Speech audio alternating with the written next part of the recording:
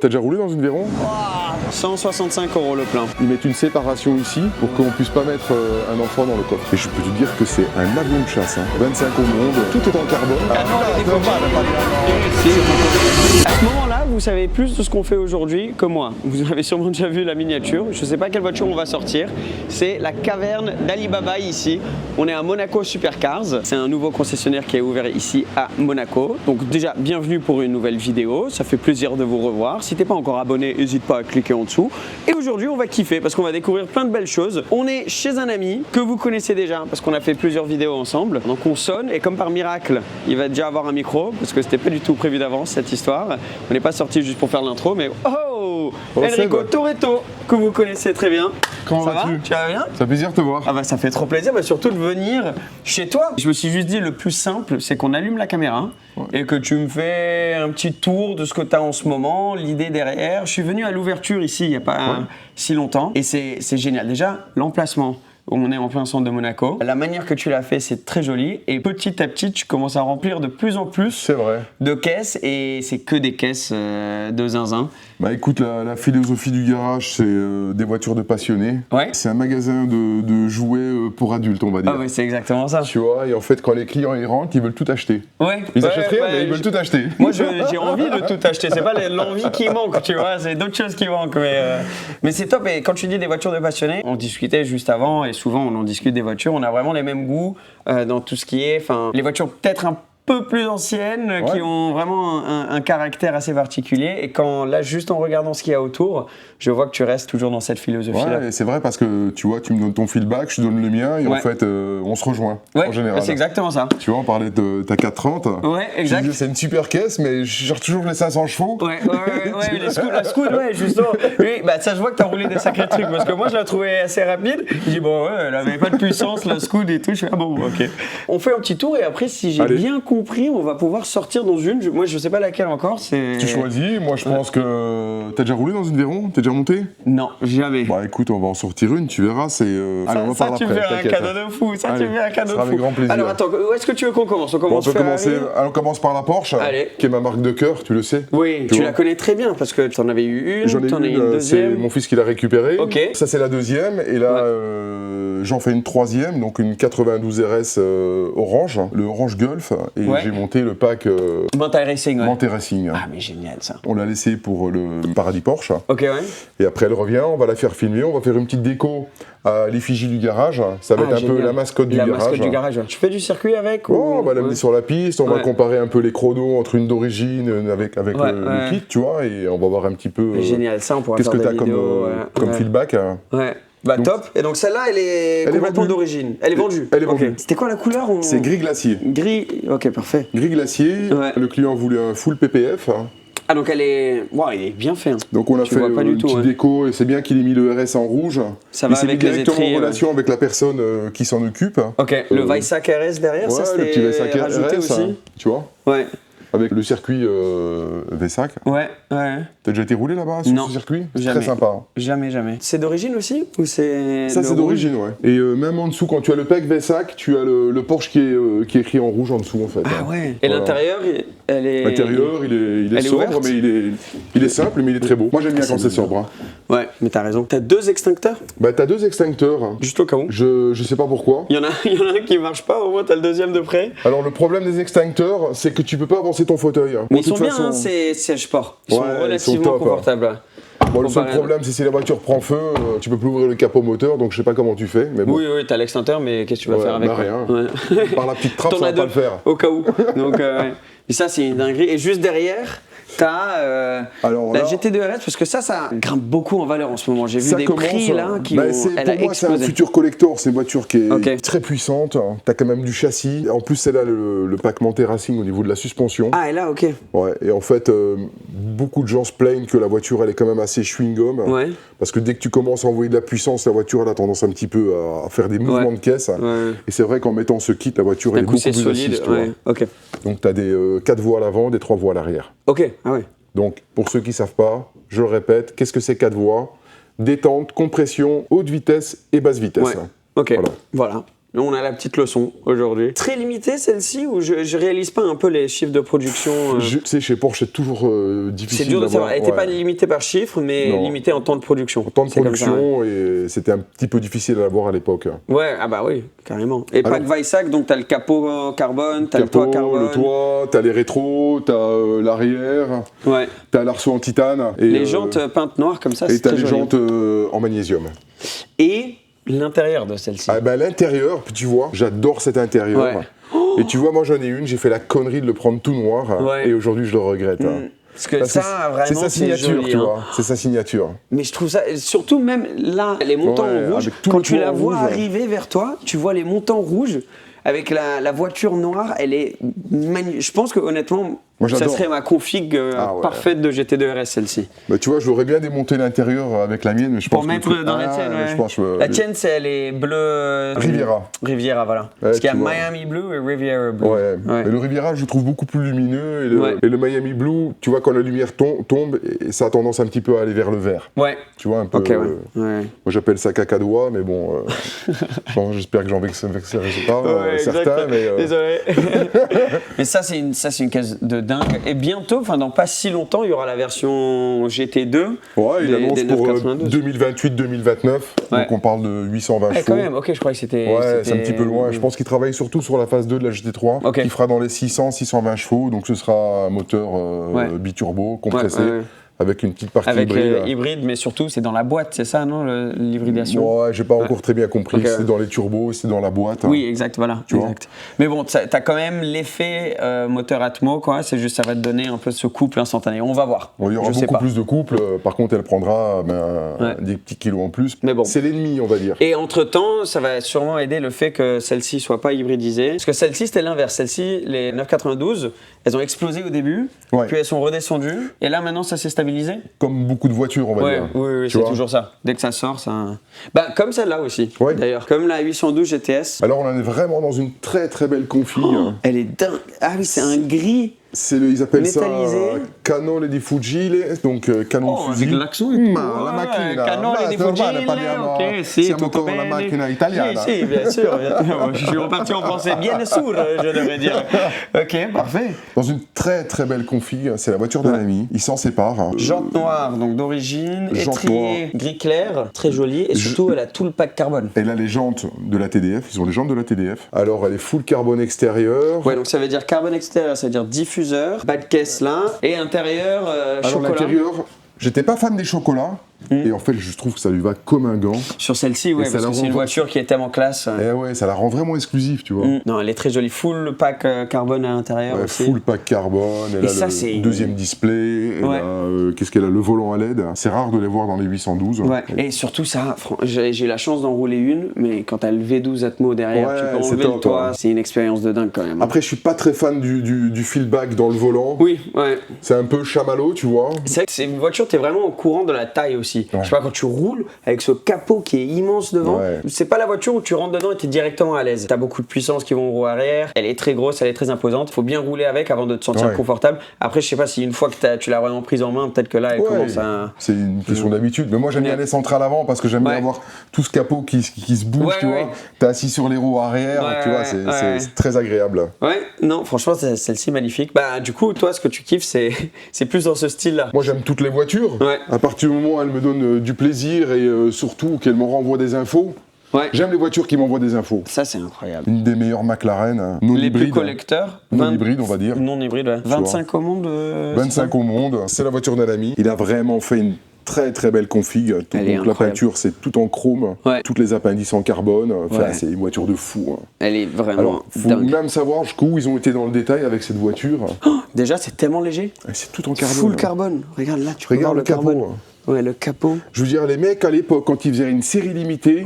C'était une vraie série limitée. Il y avait une vraie différence. C'était pas juste deux petits morceaux de carbone. Même la baie de pare-brise est en carbone, quoi. Donc cette caisse-là, c'est tout le châssis en carbone et c'est toute la carrosserie en carbone. Et donc c'est basé sur la 675. Ils ont évolué le moteur à 688 chevaux, c'est ça? 680 chevaux. Ils ont revu l'aéro. Ils ont revu aussi la suspension. J'étais une fois passager et en fait, tu te mets à côté. Mon pote roulait et il te manque que le volant. tellement la voiture, elle t'envoie des infos. J'avais même un pote qui avait une 675 qui a mis le pack moteur de la 688. Ouais. Ok, ouais. Il faisait un peu une upgrade que tu pouvais avoir. Il y avait même des clients qui ramenaient la 75 et il a passé en 688. Oui, voilà, exactement. Ouais. C'est McLaren qui proposait ça. Alors, il faut savoir une chose, c'est que la peinture au chrome, c'est une peinture qui est très difficile à poser parce que c'est une peinture très très liquide. Ok. Et tu vois ici, tu le vois que vraiment qu'il y a le trait du scotch, tu vois, tu vois presque l'épaisseur de la peinture. Tu vois, tu le sens pas, mais tu vois qu'elle est très très fine. Et c'est une peinture compliquée parce que si ta peinture elle a changé avec le soleil, c'est une peinture que tu peux pas retoucher. Elle est full PPF celle-là ? Elle est full PPF, ouais. Une peinture comme ça, t'as pas le choix. T'es obligé. C'est une très très belle voiture. Tu vas bien voir à l'intérieur, tu vois comme c'est beau. C'est un vrai poste de pilotage. Est-ce que là ils avaient déjà mis le bouton parce que tu sais sur les 12C à l'époque c'était il fallait passer la main comme ça. Waouh! Ah ouais, c'est un cockpit. Donc déjà, tu as tout carbone ici, tu as même le passage de roue, tu as vu en carbone. Tout ça, c'est les options. Hein. Vas-y, mets-toi dedans, comme ça tu vois un peu comment c'est le poste de pilotage. Allez. Ce côté très pistard. Hop! T'as vu comme t'es bien dedans? Et vraiment, là, toutes les options carbone ont été sélectionnées. T'as vu pour le roof scoop, l'entrée d'air au-dessus. Et tu vois, c'est pas un roof scoop pour décorer, parce que derrière, ils ont même fait les tubulures qui partent du roof scoop qui vont dans la baie moteur. T'as vu là? Les tubes qui passent, Oui, donc c'est vraiment un roof scoop pas qu'esthétique. Ah, même, j'avais pas vu les portières en carbone, j'avais jamais vu cette option-là. Et la config, ce que j'aime, c'est qu'il y a toutes les options, mais elle est pas trop. L'intérieur, il est sobre, l'extérieur, c'est une très belle peinture, il y a une belle histoire. Et celle-ci, c'est là, il y a écrit Limited Edition, châssis numéro 23 de 25. Donc, cette voiture, comment elle est arrivée dans les mains de mon pote? Mon pote, c'était un des plus gros clients McLaren. Ouais. Donc, ils n'ont pas parlé de cette voiture parce que c'est directement l'usine qui choisissait les clients. Donc, ils te disent, tiens, tu as l'option d'avoir. C'est l'usine qui appelle directement le client. Il dit voilà, on fait une série limitée, 25 voitures, vous êtes un client éligible pour ce modèle. Et tu dis oui. Ouais. Il t'appelle comme ça, ok. J'ai vu, elle a le soft close. Ouais, ils ont toutes les soft close, Ça, c'est incroyable. Sur une voiture comme ça, soft close. Alors, à côté, ça, c'est une Technica, c'est ça? Une Technica, ouais. Très belle la peinture. Hein. Ouais, c'est marrant. En général, on voit toujours un peu des couleurs un peu flashy. Qu'est-ce que t'en penses de ça à rouler? Ouais, c'est un peu une STO, plus gentil. Plus aseptisé, ouais. Mais avec toute option carbone, encore une fois. Ouais, bien optionné la caisse. Hein. Mais ça vaut cher quand même. Ouais, très cher. On fera plus ça. Ouais. Tout ce qui sort aujourd'hui chez Lambo, c'est que de l'hybride. C'est vrai que tous ces V10 Lambo, dans le futur, ça va être. On va regarder ça, on va se dire, putain, l'époque des V10 Lambo Atmo, c'était quand même quelque chose. Parce que ça fait un bordel encore. Ça fait un bruit de fou. Ouais. Hier, on était en circuit, il y avait une STO qui roulait. Et t'entends la STO passer comparé aux autres voitures, ça n'a rien à voir. C'est sympa. C'est vrai qu'aujourd'hui, toutes ces marques sont parties dans l'hybridation. Écoute, je leur souhaite que du bonheur. Hein. Bon courage à eux. Alors, derrière, on a un mythe. On a un mythe. C'est celle-ci qu'on va sortir? Ouais. Ok, parfait. On y revient plus tard. La Black Series, celle-ci, on en avait discuté dans une dernière vidéo qu'on avait fait. Je me rappelle plus si c'était celle-là ou si c'était l'édition... avec les étoiles. Hein. Avec les étoiles, ouais. Qui était pour les clients de Project One, c'est ça? Et il y a combien de Project One, tu te rappelles? Il y en a 275, il me semble. Ouais, donc il y en a pas beaucoup. 10-12 de moins parce qu'apparemment, elles prennent feu. Ah oui. Ah, ok. Ah oui, je savais pas. Elles prennent feu, les Project One. Alors, je sais que t'adores cette voiture. J'adore cette voiture parce qu'il faut savoir une chose, c'est que cette voiture, elle a battu le record du Nürburgring. Ouais. Elle était devant la 91 GT2 RS et pour battre le record de s'y rapprocher, ils ont quand même dû monter tout le kit Monte Racing à 85 000 € pour essayer de battre celle-ci. Et là, en fait, c'est une voiture qui est full stock et c'est une voiture qui est extraordinaire, qui est méconnu du public. Ça a une gueule, ça.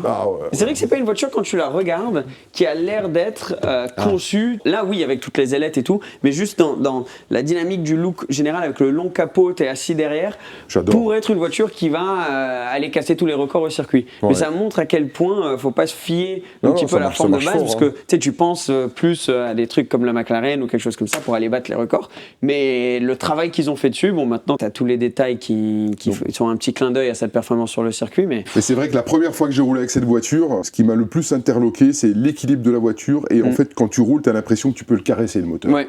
T'as l'impression qu'il est dans l'habitacle. Ok, ouais. Ah, je dis, c'est pas possible. Et qui fait un son particulier, surtout comparé au GT-R Pro et tout, parce qu'ils ont complètement... Ouais, ça monte le... C'est dommage, c'est un petit peu la critique qu'il y a eu sur la voiture, mais je te dirais, c'est une voiture à deux facettes. Ça peut être un bon GT, tu peux aller à Paris avec, tranquille, tu peux téléphoner, écouter la musique. Et après, tu peux aller sur la piste et vraiment faire un chrono. J'ai vu, tu as les détails orange, là. Ah oui, sur piqûre orange. Ouais. T'as vu, je perds la voix et tout. C'est pour aller avec tes lunettes. J'avais jamais vu ça, je savais pas que c'était en option. J'adore ce design des sièges baquets. Ouais, Ils n'ont pas changé ça depuis limite les DTM de l'époque. C'est incroyable. Ouais. Et en fait, t'es super bien dedans. Tu t'es déjà mis dedans. Tu vois, il suffit de 2-3 degrés d'angle en plus dans le fauteuil. Ouais. Et t'as pas mal au dos. Ah, t'as vu comme t'es bien là. Ils sont super confort. Faudrait rouler plus longtemps, mais c'est unique dans son aura, celle-ci. Je sais pas comment l'expliquer, mais tu vois, quand t'es à l'intérieur, c'est différent de toutes les autres voitures. T'as ce tout petit pare-brise qui est assez perpendiculaire au reste de la voiture. L'arceau derrière. Mais tu vois que c'est une vraie voiture où ils ont vraiment mis les moyens, Mercedes, et ils ont fait une grande voiture. Ils en ont produit de combien? Je sais pas, on parle de 1500 voitures. Ok. Le problème, c'est que quand cette voiture elle est sortie, c'était une époque où tout le monde achetait pour spéculer. Ouais. Donc on s'est retrouvé avec un marché inondé. Elle a un peu baissé en valeur. Ça valait combien à l'achat? Ça valait 383 000. Le capot, il est immense. Il fait la taille de mon appart. Oh, t'as vu ça, tout carbone. Ça fait vraiment comme les F1, tu sais, les petites ailettes de F1 toutes fines comme ça en carbone. Il faut savoir une chose, c'est que ces capots, ils peuvent se lever à 90 degrés, comme les vieilles Mercedes. J'ai aucune idée. Ouais, c'est pour travailler sur la mécanique. Oui, pour pas avoir, pour pouvoir travailler plus facilement. Ouais. Et en fait, le moteur, il est là, le moteur, tu vois. Il est quasiment dans le tableau de bord. Et ce moteur, il est tout petit, avec les turbos qui sont au milieu du V, pour avoir moins de lag. Et ce moteur, c'est une pépite. D'ailleurs, ce moteur-là, il va dans la Valhalla. Ah, c'est ce moteur-là qu'ils mettent parce qu'il y a le partenariat avec Aston et Mercedes. Et ce moteur, c'est un bonbon. T'as vu, le moteur, il est tout là. Et après, ils se sont lâchés après. Et ce qui est fou, c'est que quand tu regardes l'axe des roues ici, le moteur, il est vraiment derrière. Ouais. Donc ça, c'est un vrai central avant. Et je voulais te dire tout à l'heure, c'est qu'en fait, quand j'ai roulé avec et j'ai senti cet équilibre de la voiture, j'ai fait le plein, je l'ai mis sur les balances. Ouais. Elle fait 1590 kg. Et à 10 kg près, t'es à 400 kg. Ouais. C'est parfait. Incroyable. Ouais. Quand tu la vois, t'as l'impression qu'elle est lourde. Mais comme l'utilisation de carbone et tout, et le moteur qui est pas si grand, comme tu as dit. Il est tout petit. Donc t'as pas un poids d'un gros V12 ou quoi devant. Parce que même les V12 centrales avant chez Ferrari, le moteur il est tellement long, parce que tu as ces 12 cylindres, que même s'il il est quasi sur les genoux du conducteur, il revient quand même assez loin en avant. Donc là, ils ont vraiment tout mis, comme tu dis, derrière les pneus avant. Et après, ils ont juste pris de la place pour les radiateurs et tout le reste. Merci beaucoup à Roland Lamboni qui a... monter le moteur. Monter le moteur, c'est ça, justement, c'est lui qui monte. Okay. Donc chez Mercedes, chaque mécano signe le montage du moteur. Et aussi, t'as pas une petite pièce que tu peux sortir pour pouvoir... En fait, en dessous, t'as deux clips que tu défais. Ouais. Tu tires la lame avant pour avoir plus d'appui. T'as des petits câbles que tu installes ici, que tu prends dans la calandre et dans la lame. Ouais. Et après, pour pas la casser. Ouais. Ok, génial. Mais c'est une grande voiture. Ouais. Et une autre grande voiture qui en ce moment fait un buzz de fou, c'est les Murcielago, surtout aux États-Unis. Ouais. On disait le marché américain, il est 30% plus haut, tu disais, qu'ici. Et les Lambo en ce moment sont en train d'exploser parce que toujours c'était Ferrari, Porsche, les voitures de collection que les spéculateurs et les collectionneurs qui achetaient pour avoir la valeur qui monte, ils allaient Ferrari et Porsche et tout. Et maintenant, aux États-Unis surtout, tu commences à voir Lambo arriver. Et la Murcielago, ça semble être celle qui se démarque des autres. Les Diablo, ça monte aussi. Les Miura, ça a explosé. Ouais. Mais là, tu pars dans une autre catégorie. Mais des classiques modernes, disons.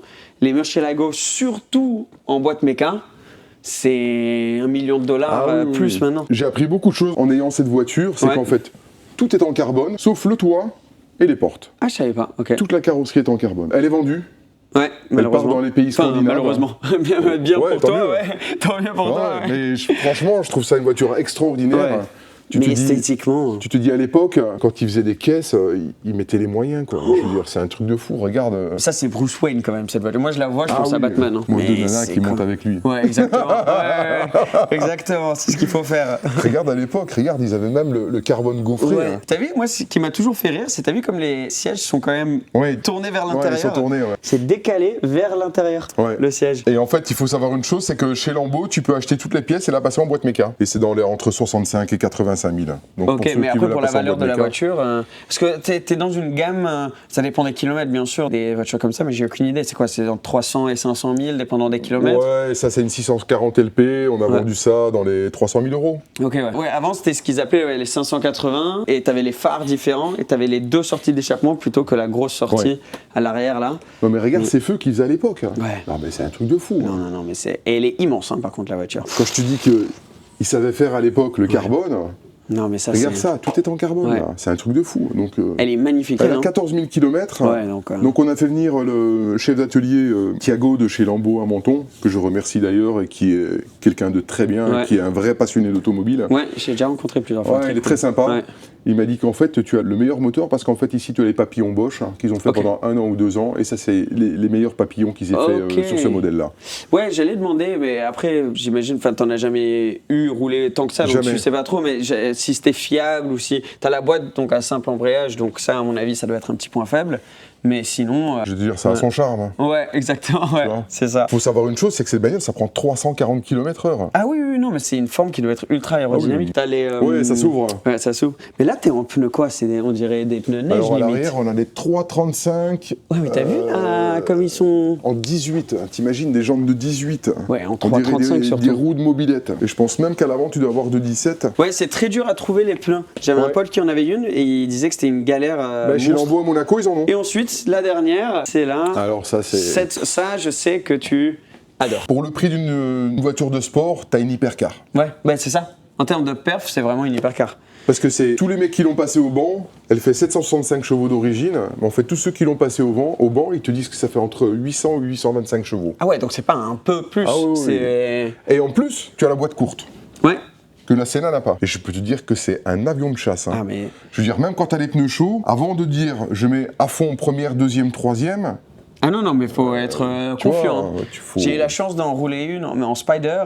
Et j'ai pris une claque, mais monumentale. Je suis sorti, je me suis dit, tu vois, j'avais en tête la 675. Ah non, c'est rien à voir. Mais c'est une autre catégorie. Elle est très jolie, celle-là. Ouais, elle est sympa, la couleur, parce que tu as l'impression qu'elle est grise, elle est verte, elle est bleue, tu sais pas trop, ça dépend de la lumière. Très métallisée aussi. Elle a les fauteuils de la Senna, elle est bien optionnée. Ah ouais, elle a les fauteuils. Ouais, en fait, ils sont super agréables. Mets-toi dedans. Ouais, ces fauteuils, j'adore. Surtout, t'as vu comme ils ont facilité l'entrée comparé à la génération d'avant.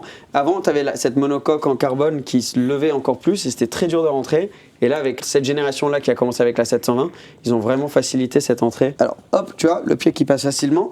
En plus, ce qui est bien, c'est que tu as la tête dégagée au-dessus, donc tu sors beaucoup plus facilement. Non, ils ont vraiment... T'as vu comme ils sont bien, ces baquets? Ils sont incroyables. Et t'as vu, là encore, t'as le carbone sur les passages de roues, mais cette fois-ci en carbone forgé, enfin, qu'ils ont moins travaillé, du coup. Mais je préfère rouler avec une 675 LT. Ok, une 675, ok, pourquoi? Parce que je trouve qu'elle est beaucoup plus, elle t'envoie beaucoup plus d'infos. Ouais. Et je trouve que la 765 LT, c'est une voiture qui roule un petit peu sur ses 4 roues, tu vois. Et la 675, c'est un peu comme une 458, tu sens vachement ton train avant, tu vois. Exact. C'est beaucoup plus incisif. Hein. Ouais. Ah bah ça, c'est sûr. Ce qu'ils ont corrigé dans la 750, tu as roulé avec une 750. T'as vu, tu sens beaucoup plus ce train avant. Ah mais la voiture 750, c'est génial. C'est une super voiture que je trouve qui est sous-cotée. Pas juste en prix, mais juste on n'en parle pas assez. Tu prends une 750, c'est génial. Niveau performance, n'en parlons même pas. Tu roules doucement, niveau caractère surtout. Tu veux des watts, tu soudes et c'est un avion. Ça fait un son de fou, c'est vraiment agréable à rouler. Ça, c'est incroyable. Par contre, ça a le diable. Ça le diable. Peut-être que la 675 aussi, elle est déjà tellement rapide que c'est ce qu'il faut, tu vois, sur la route. Ça, limite, avant, comme tu dis, avant d'y aller à bloc, tu réfléchis vraiment 2 fois. Tu chauffes les pneus, tu vois, tu prends la température extérieure. Ah bah c'est ça. Tu regardes que les astres tu regardes la direction du vent, tu regardes si la pression est haute ou basse ce jour-là, et après... Mais c'est une voiture que j'adore. Hein. Ah bah tu m'étonnes. Non, elle est dingue. Et esthétiquement, moi, c'est ce 3/4 arrière que je trouve. Déjà, l'aileron, il est immense, cet aileron. C'est le même que sur la 720, tu sais, ou si...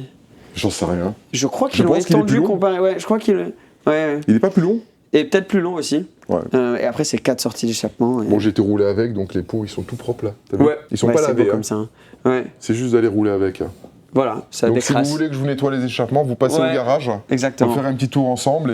C'est un service que vous donnez ici, Monaco Supercar, c'est le décrassage comme ça des voitures. C'est offert par la maison. Ouais, t'inquiète. Et si jamais il y en a 2, je viens m'occuper de la deuxième, il n'y a pas de problème. D'ailleurs, en parlant de rouler, du coup, la dernière dont on n'a pas parlé, on peut faire un tour de l'extérieur déjà. Allez. Donc c'est une Grand Sport. Une Grand Sport, Donc c'est la Veyron avec ce toit, j'allais dire décapotable, mais c'est plus Targa. C'est plus une Targa, Il n'y en avait pas beaucoup, non, de Grands Sports. Des Grands Sports, ils en ont fait 48, il me semble. Ouais, voilà. Et après, ils ont fait la vitesse Grand Sport aussi. Oui, exactement. Mais en Grand Sport, il y a plus de vitesse Grand Sport, je crois, que les Grands Sports normales. Je pense qu'il y en a 60. Hein. Ouais, exactement. Donc celle-ci, très belle, donc blanche, avec ces jantes-là, qui étaient spécifiques à la Grand Sport, il me semble. Alors, les jantes elles reprennent la calandre. Ah oui. Tu vois? Ah, j'avais jamais remarqué. Et ouais, ça reprend la calandre. Ah, waouh. Ok, je les aime encore plus. Mais moi, les jantes que je préfère, ce sont les jantes la type 35, tu vois. Ok, oui. Tu vois, c'est plus old school, tu vois. C'est vrai que c'est sympa. Mais c'est sympa, tu vois. Et là, en parlant de pneus, c'est sur quoi? 3,65. Et c'est pas super compliqué de les enlever, ces pneus-là, ou c'est des pneus spécifiques qui sont collés à la jante et tout? Donc tu vas l'emmènes chez Bugatti à Menton, ils la prennent, ils mettent sur palette, ils envoient à l'usine, et c'est l'usine qui fait le démontage et le remontage. Et tu rentres et t'as la poche du porte-monnaie un peu plus légère quand tu rentres après avoir changé les pneus. Ton spolier, t'es une cure de régime, quoi. Exactement.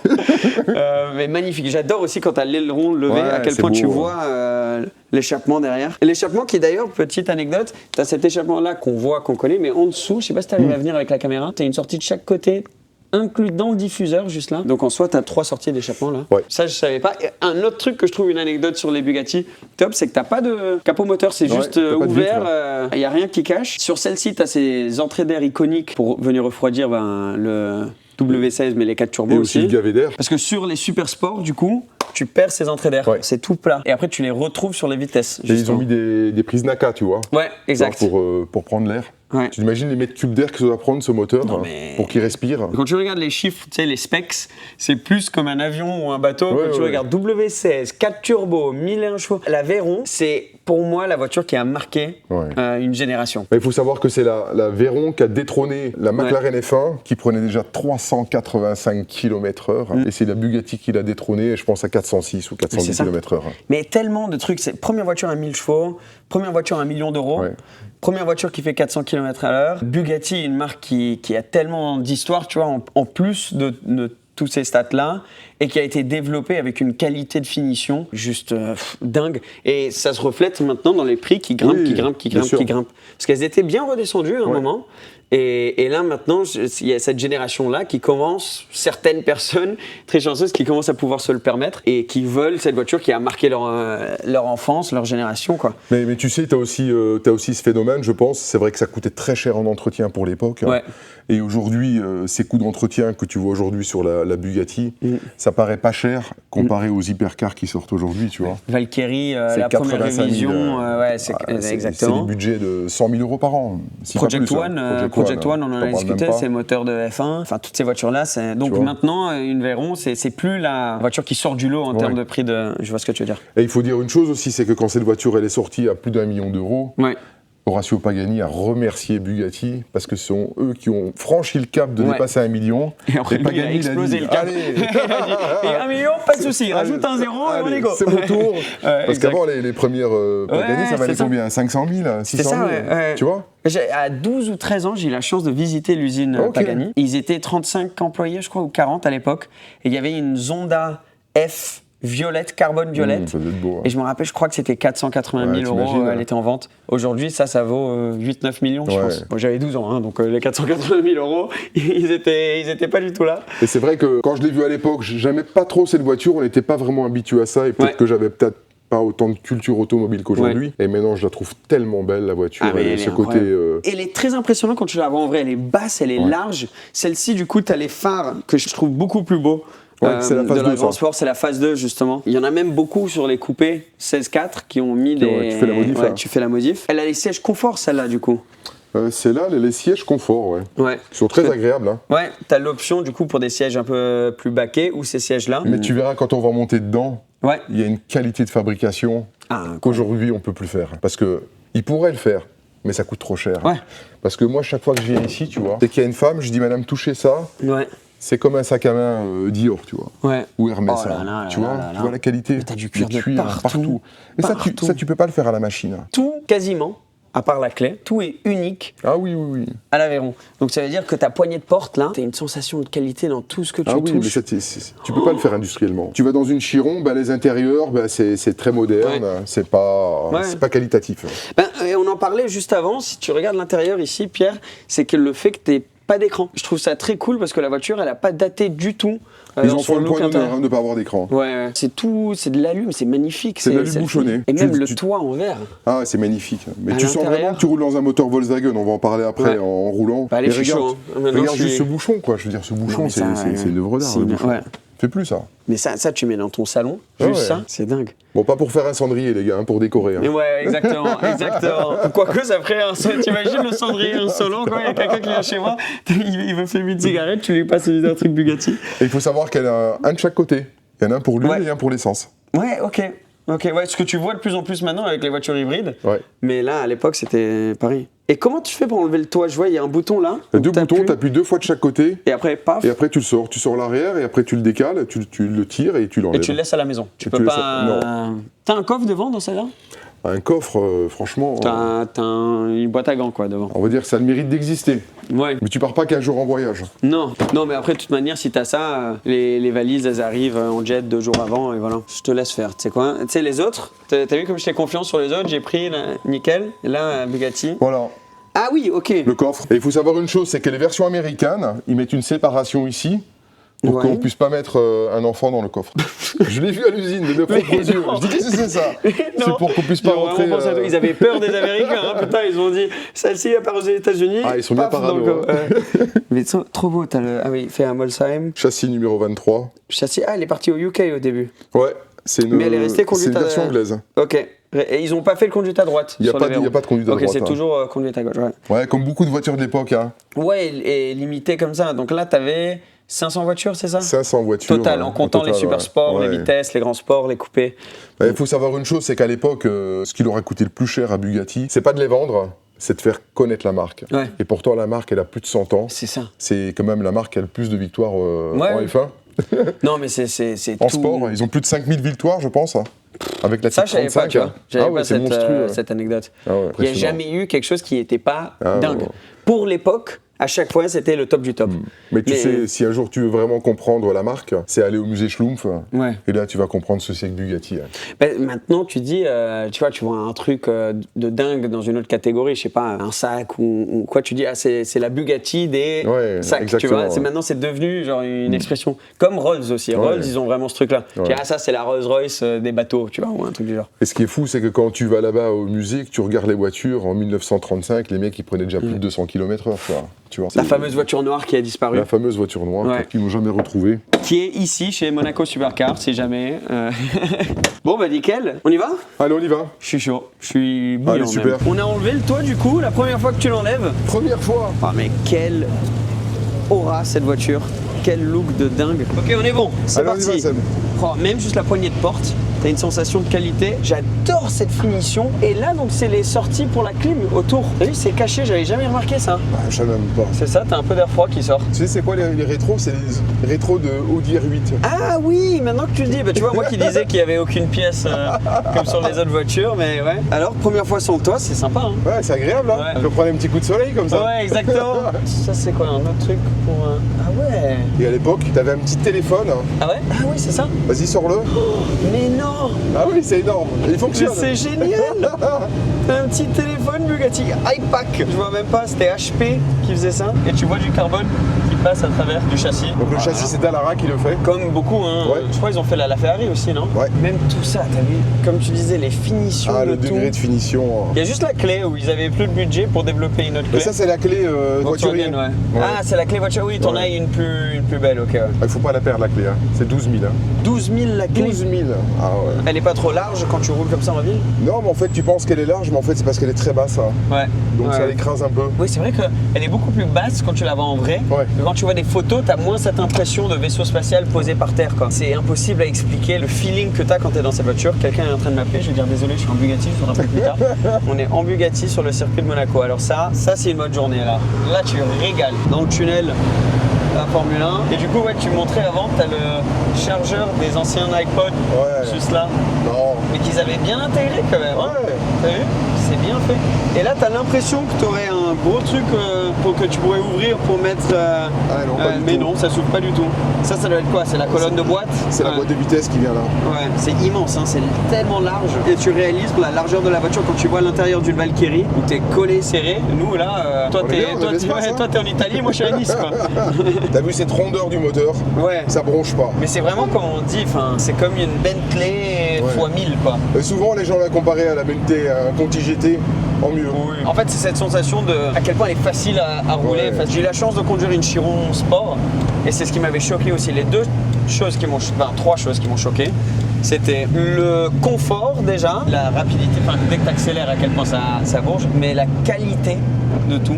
Et quand tu cumulais ces trois choses-là, c'était vraiment le souvenir que j'ai. Confort, qualité, vitesse. Et facilité de conduite. Maintenant, aujourd'hui, beaucoup des hypercars sont relativement faciles à conduire. Oui, Valkyrie, Project One et tout, non. Mais la Ferrari, par exemple, c'est très facile à prendre en main. Mais là, à cette époque-là, c'était la première voiture de, tu vois, une F1, j'imagine, je sais pas, j'ai jamais testé, mais j'imagine c'est pas super facile à juste directement rentrer et rouler. Donc c'était la première hypercar et c'est un peu elle qui a créé aussi cette catégorie, mais qui était facile à rouler.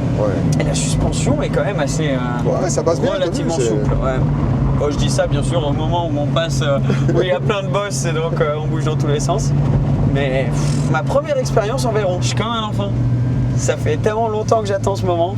Et il y a des gens qui préfèrent rouler en Veyron plutôt qu'en Chiron. Ok, ouais. C'est plus crémeux, c'est plus onctueux, c'est plus rond. T'as vu, t'as aucune secousse, c'est très, très feutré. Tellement reconnaissable ce bruit aussi.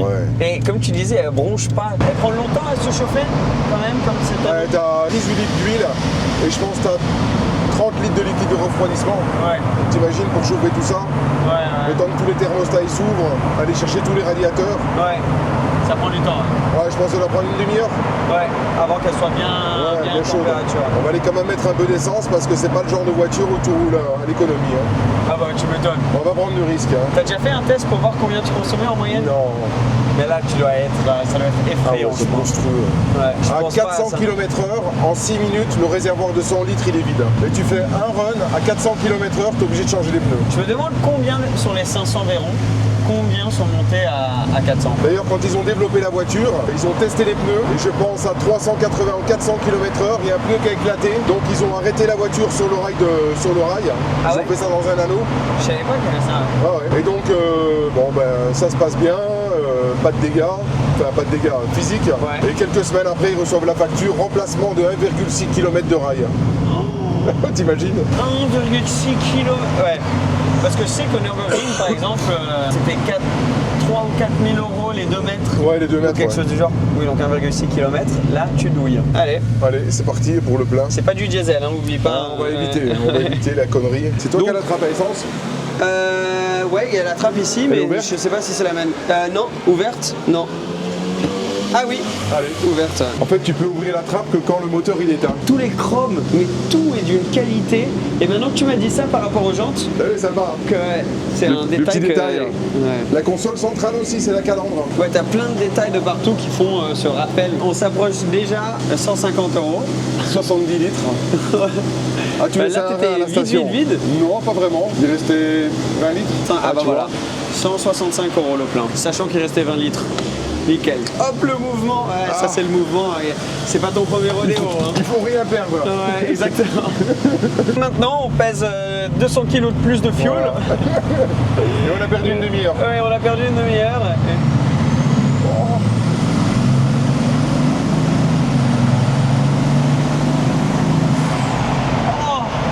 Ce son. Oh là là. Quand on est turbo sifflé. Ça fait tellement genre le vieux dinosaure que tu es en train de réveiller, tu vois. Ce que je kiffe, c'est que c'est comme rien d'autre sur la route. Tu vas pas rentrer dans une autre voiture et te dire ça me fait penser à une Veyron. C'est impossible. C'est ça qui est bien justement. Et même en termes de performance, ça pousse. Oh là là. Mais l'air que tu es en train d'engouffrer autour de toi. Ça tu peux l'entendre que quand tu t'es décapoté. Mais là, toutes les voitures à côté, elles ont plus d'oxygène là. Tu fais un trou dans la couche d'ozone. Mais c'est ça. Si t'es dans un radius de 10 mètres autour de ça, il faut les bonbonnes d'air comme si tu montais l'Everest. Alors on m'a dit que la différence entre la Veyron et la Chiron, c'est qu'ils ont augmenté la taille de l'habitacle. Ils ont rallongé un peu la voiture. Ah ok. Bon après moi je suis pas le plus grand, mais j'ai l'impression qu'il y a quand même pas mal de place. Je suis bien là. Mais c'est plus grand. Ok. Et il y a ce fameux C dans la Chiron. À part la Mistral du coup, ils ont pas fait de Chiron Roadster. La Mistral, il n'y a pas eu de grand sport. Il n'y a pas eu de grand sport. Et maintenant toutes les Chirons c'est qui? Les 500 sont produites. Sont produites, ils sortent les 100 Mistral, ils ont fait les bolides aussi, les 40 bolides et puis c'est fini. Et ça c'est en plus des 500? Les 100 Mistral et les 40 bolides? Ok, donc sur ce châssis là, cette plateforme là, il y aura 600 voitures, quelque chose du genre. Regardez à quoi ça ressemble. Tu commences à voir l'aileron. L'aileron, il se lève à une certaine... Il est déjà levé. Hein. Oh là là, ce look derrière. Ah ouais, c'est badass. Hein. Est-ce que c'est très bas sur les dodanes? Il faut quand même faire gaffe. Hein. Ouais. Moi, je les croise, les dodanes. Hein, tu vois, j'arrive pas sur les freins déjà. Ouais, bah ça c'est deux trucs, ouais. Faut pas arriver sur le frein parce que le frein naturellement ça fait baisser la voiture. Ouais. Donc voilà, et après tu croises parce que le mouvement ça lève un tout petit peu l'avant, c'est ça? Ouais. Faut expliquer. Hop, le garage Bentley Rolls, quelques Bentley, quelques Rolls. Et alors ouais, cette prise en main elle est très facile. C'est très facile. Hein. Est-ce que tu sens le poids? Quand tu commences à mettre du rythme, tu commences à le sentir. Ouais. Alors faut savoir une chose, les premières versions, elles avaient les ressorts en titane. Ah ok. Donc elles avaient tendance à s'affaisser avec le temps. Ok. Donc sur celle-ci, on a refait les hauteurs de caisse et on a fait une géométrie et la voiture elle a été métamorphosée. Ok. Et dans les phases 2, ils ont mis des ressorts en acier pour éviter ce phénomène. Ok, ouais. Tu te rappelles la première fois que tu en as conduit une? Ouais, t'oublies jamais ça. Ouais. Et directement tu t'es dit un jour... c'est une grande voiture.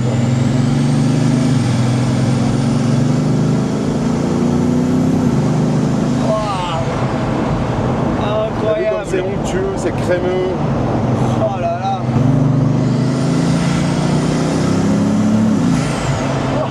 Ah, c'est très sympa. Ça me refait ma coupe de cheveux, tu sais. Ah, le brushing, il est refait. Le brushing, là. Après, au niveau des freins, bon, c'est pas...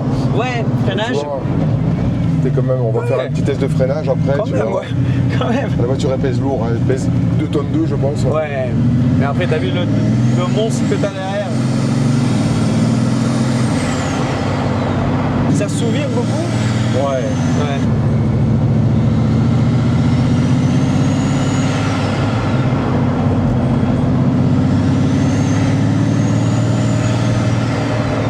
Tu vois, dès que tu commences à lui mettre du rythme, tu sens que c'est pas sa vocation. Ouais. Après, ça reste quand même assez plat. Hein. Ouais, ça vire à plat, mais... Comme ça, ouais. Alors, ça te fait comment de la ressortir? Ah, j'adore. Franchement, c'est pas tous les jours que tu sors une Bugatti. Ah ouais. Ah, alors le bouton lift, il est là, ok. Il est là, ouais. Et c'est lift des 4 roues? C'est les 4 roues et c'est toute la suspension hydraulique. Ouais. Ça lève d'abord l'arrière et ensuite l'avant. Ouais. Remarqué avant. Et donc, t'as quoi? T'as donc siège chauffé là, launch control, ou là? Ouais, ok. Ça, c'est tout ce qui est clim, etc. Ouais. Et ça, c'est tout ce qui est radio. Très simple. Ouais, c'est simple. Hein. Mais c'est bien, la beauté est dans la simplicité. Hein. La petite horloge. La petite horloge, ouais, ça c'est très stylé. Et après, le fameux compteur qui monte à 400. Tu sais ce qui m'a le plus impressionné quand je suis monté la première fois dans cette voiture, c'est de revoir tous ces compteurs à aiguilles. Et c'est tellement beau. Mais c'est tellement mieux les compteurs comme ça analogues. Qu'est-ce que c'est beau. Ça change tout. Parce que maintenant tout digital, bon après je comprends pourquoi ils le font, c'est beaucoup moins cher à la production pour eux. Tu peux avoir plus d'options dessus et tout. Mais c'est tellement mieux en analogue. C'est vrai que ça... quand même quelque chose d'une Bugatti plus que d'autres voitures où tout le monde se retourne pour regarder. Mais en fait, tout le monde connaît en fait. Tout le monde connaît et le regard des gens c'est j'ai vu une Bugatti. Ils disent pas le mec c'est un châtelain, c'est un friqué, c'est un banquier, tu vois. Ouais. Ils n'ont pas le temps. Ils regardent la voiture, ils font... Ils disent aujourd'hui j'ai vu une Bugatti. J'ai vu une Bugatti. Ouais. Et souvent, c'est j'ai vu la première Bugatti. Ouais. Surtout, tu vois, à Monaco, il y a tellement de personnes qui viennent pour voir les voitures. Ouais. Là, je suis allé à Monaco, j'ai vu une Bugatti. C'était un mercredi, comme ça, ils roulaient sans toit, ils faisaient magnifique. T'as l'impression qu'ils ont vu un mirage. Ouais. Mais pour moi, j'ai l'impression d'être dans un mirage. Ouais. Là. Un peu de voitures qui font autant cet effet-là. C'est vrai. Et c'est cette chose qu'on disait avant. Du fait qu'elle soit complètement unique aux autres. Parce que même si tu vois, tu roules dans une Ferrari très spéciale ou une McLaren très spéciale, c'est incroyable, hein, je dis pas le contraire, mais tu reconnais quand même des pièces et un peu le feeling et la sensation que tu as dans d'autres modèles de la marque, même si c'est toujours poussé plus haut quand tu es dans les hypercars, là, il n'y a rien d'autre. Tu ne vas pas sentir ça à moins que tu aies la chance d'un jour rerouler en Bugatti. C'est ça qui rend l'expérience encore plus spéciale comme dans d'autres. Ouais. Mais tu vois, entre rouler une Veyron et une Chiron, c'est deux voitures complètement différentes. Ok, de quelle manière surtout C'est au niveau de l'accélération, c'est beaucoup plus puissant. Ouais. Et après, mais c'est le même niveau de confort ou c'est... Toujours le même niveau de confort, mais il y a beaucoup plus de châssis. Sur la Chiron, ouais, sur la Chiron. Toi, t'as roulé pas mal dans une Pure Sport, non? Ouais, j'ai essayé une Pure Sport, c'est top. Hein. Et ça, c'est la version du coup RS, quoi. Ouais, on va dire que c'est c'est la touring de la Bugatti. Ok, ouais. C'est drôle parce que le rythme que tu mets avec ça là, c'est pas comme d'autres voitures où tu vas arriver, freiner, réaccélérer, arriver, freiner, réaccélérer. Là, c'est vraiment juste tu gardes ton rythme, tu es en cruising à une bonne vitesse, quoi. Ouais, sympa. C'est un autre plaisir. Ouais. Et tu penses que c'est une voiture qui va continuer à côté dans le futur? Ouais, je pense, ouais. Quand tu vois aujourd'hui la moindre hypercar, c'est 3 bars, 4 bars, 5 bars. Je dis franchement, tu mets 2 millions là-dedans. Ouais, donc ça tourne dans ces prix-là. Les grands sports, ça coûte beaucoup plus qu'une coupée normale? Ouais. Ok. Et celles qui valent le plus, je pense, c'est les vitesses. Hein. Les vitesses ou les super sports coupés, c'est les plus rares, je crois. Ouais, il y en avait que 28. Coupés, ouais. C'est beau, ça. Ou 48, quelque chose du genre. Mais ouais, c'est tellement beau. Comment tu trouves des voitures comme ça? C'est des personnes qui viennent te voir, qui te disent j'ai ça de dispo, j'ai entendu une rumeur là-dessus. C'est des gens qui les mettent à disposition. Ouais.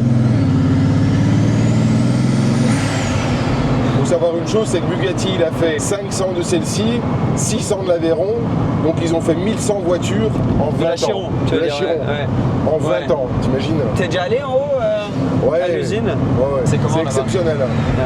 C'est pas très grand, c'est une usine d'assemblage, hein. Ils fabriquent rien sur place. Hein. Ouais. Donc ils montent les voitures. Ouais. C'est tout.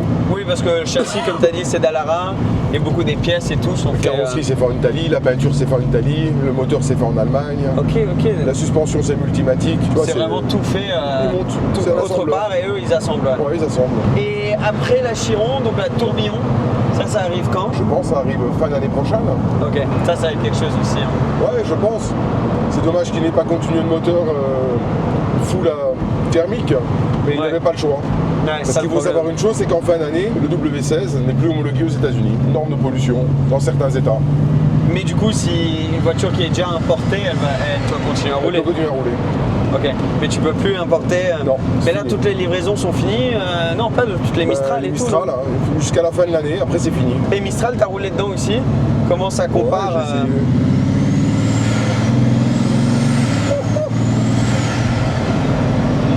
Ah, c'est magnifique. T'as vu, pas un seul accroc dans la boîte, c'est onctueux. Ouais, j'allais demander pour la boîte justement.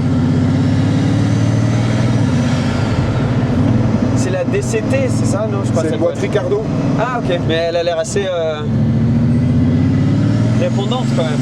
Ouais, c'est une boîte de double embrayage. Ouais. Alors moteur boîte, c'est 700 kg.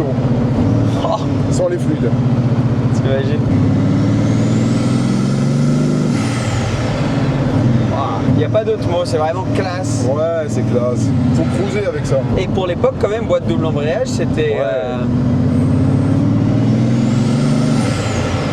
Ouais, ça devait être une des premières à mettre ça dans une voiture de, entre guillemets, production. Quand tu vas à l'usine, ce qui est le plus impressionnant, c'est quand tu vois le moteur boîte qui est à côté de la voiture et ils te disent ça va rentrer dans la caisse. Tu dis c'est impossible. Parce qu'elle est pas si longue. Hein. Non, elle est pas longue. Elle est large, mais elle est 430, pas longue. 440. Ouais, voilà. Là, il n'y a pas mieux. Hein. Passionné auto, entre potes, dans une voiture, cool. sans toit, le soleil. Regardez un peu les vues autour. Regarde, là, on arrive à un hôtel là qui s'appelle le Maybond, qui est magnifique. On va voir tout Monaco. Et tu imagines la chance qu'on a. On habite au paradis. Hein. Ah ouais. On fait un petit test de freinage, Seb? Allez, je suis prêt. On est à 75, 80 et je freine. Oh, ça va quand même. Hein. Ils sont ça freine quand même bien. Hein. Oh, c'est impressionnant. Et après le test de l'accélération, c'est tout aussi impressionnant. Ouais. Mon ressenti, c'est ce à quoi je m'attendais en vrai. Okay. Quand tu vois les vidéos et un peu cette impression que tu es dans cette voiture qui est juste l'ultime luxe, mais qui a cette bête sous le capot, c'est exactement ce à quoi je m'attendais, mais juste quand tu le vis en vrai.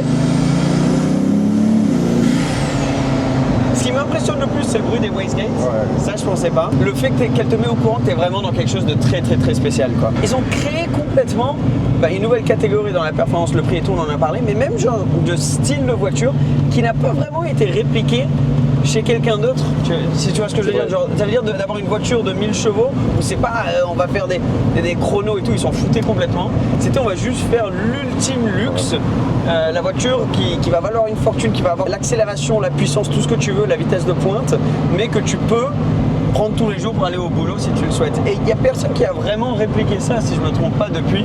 Et donc ils ont vraiment créé comme une voiture qui est à part, qui n'a rien à voir avec les autres.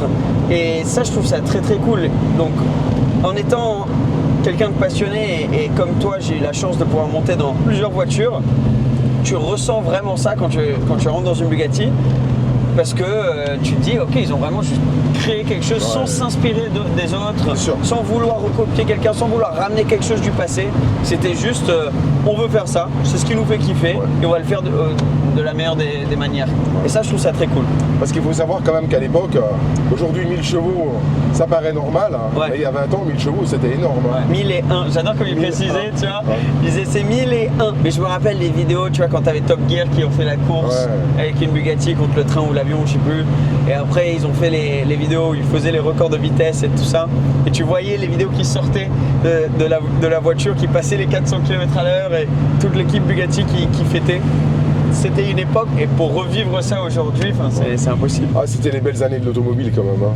Et t'achètes, quand t'es passionné auto et que t'as vécu cette voiture quand elle est sortie, t'achètes un souvenir presque, avec celle-là aussi, et ça n'a pas de prix. T'achètes un morceau de l'histoire automobile, je trouve. C'est ça, et c'est pour ça que je pense que c'est une voiture qui va un jour valoir 5-10 millions. Elle a tout pour l'imiter, historique, elle a évolué la technologie de l'époque. Elle est fiable. Elle est fiable. Elle a bien mûri avec l'âge en termes de l'esthétique. Et comme tu dis, maintenant, le coût de l'entretien devient... Parce que même les pneus, j'avais entendu que donc, les pneus étaient très compliqués sur celle-ci parce que les pneus étaient collés aux jantes pour pouvoir faire les 400 km/h. Et donc, il n'y avait que les outils chez Bugatti où ils pouvaient changer ça. Et depuis, sur la Chiron, pour baisser le coût d'entretien, ils ont fait un système de pneus qui est un peu plus normal, disons. Et là, ils vont pouvoir mettre ça en place sur les Veyron. C'est ce qu'ils vont faire, Et donc le coût de l'entretien devient un peu plus raisonnable. Et ça va aider les valeurs, je pense, parce que d'un coup, tu as toute une nouvelle clientèle aussi qui va se dire, avant de dépenser 100 000 à l'année ou quoi sur l'entretien, ça a freiné beaucoup de gens. Ça a freiné beaucoup de gens. Et maintenant, dès qu'ils ont développé ça, ça va ouvrir la porte à toute une nouvelle clientèle. Et ça aide toujours, c'est supply and demand, quoi. Tu sais, il y a beaucoup de voitures qui montent pas en cote parce que ça coûte trop cher en entretien. C'est le problème avec les Valkyrie maintenant. Il y en a beaucoup qui ont pris la livraison. Mais sans aller jusqu'à la Valkyrie, tu prends la Mercedes, tu sais comment elle s'appelle, la McLaren, la SLR. La SLR. C'est une voiture qui ne montera jamais en cote pour moi. Parce que les révisions, ça coûte beaucoup trop cher. Parce que pour changer les 2 dernières bougies, il faut tomber le moteur. Donc ça te coûte 20-30 000 balles la révision. Et c'est pour ça qu'elle n'a pas suivi les Carrera GT, les Enzo et tout. Quand tu regardes une SLR, c'est 300 000. Et les Carrera GT, c'est 1,5 million, 2 millions. Et Enzo, c'est 4 millions aujourd'hui, je pense. T'as déjà roulé ça, Enzo? Ouais, j'ai roulé à l'époque. Sympa? Ouais, c'est un beau souvenir. Ça, c'est un ovni aussi quand tu vois sur la route. Toujours les boîtes lentes pour l'époque. Oui, c'est un peu le défaut, c'est la boîte. J'adore ces journées comme ça. On parle 1h30 automobile. Et voilà. Et c'est bien de la faire rouler, tu la sors souvent? Écoute, moi je la sors pour le client de temps en temps, c'est bien un petit peu dégourdir les cannes. C'est ce que j'allais dire. Est-ce que c'est une voiture où il faut, comme toutes en vrai, il faut les faire rouler. La jauge à l'essence, elle est déjà baissée de 10 litres. 10 litres on a fait là? 10 litres. J'étais à 100, je suis à 90. Mais non. Ah, je t'ai dit, c'est... C'est impressionnant.